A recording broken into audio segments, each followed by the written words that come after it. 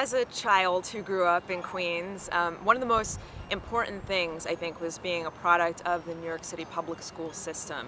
And I was really fortunate to have great teachers and great mentors and people who did stuff like this with me after school, be it sports or the arts, which I was very involved in throughout my whole life growing up. And people give the New York City school system a hard time, but I'm a perfect example of somebody who never paid for education and who ended up doing really, really well. And I credit that system and my parents with a lot of that.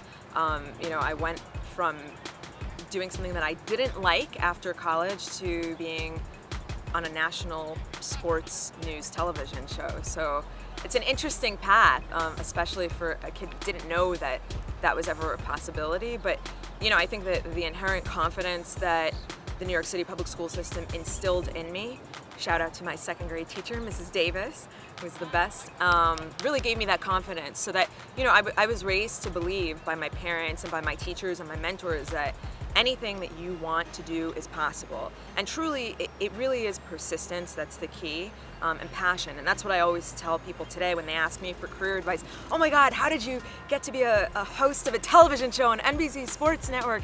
And I say, well, some of it is luck, right? Half of it is just showing up, but a lot of it is believing in yourself and really following your dream.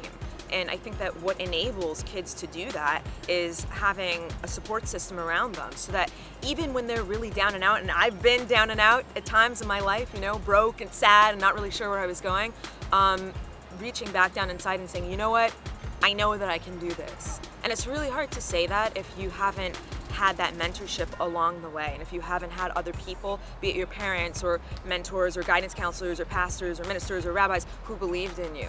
And so that's one of the most important things in life.